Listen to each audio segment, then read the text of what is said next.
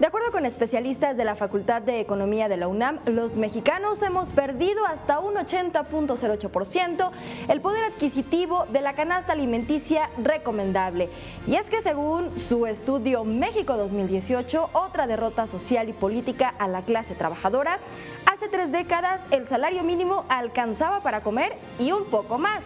Como ejemplo, expusieron en 1987 se requerían 4 horas con 53 minutos de trabajo para comprar la canasta básica, a diferencia de lo que sucedió en 2017, cuando eran necesarias 24 horas con 31 minutos. Los especialistas destacaron que el incremento de los precios de los alimentos básicos ha sido tan rápido que los aumentos al salario mínimo han nacido prácticamente muertos.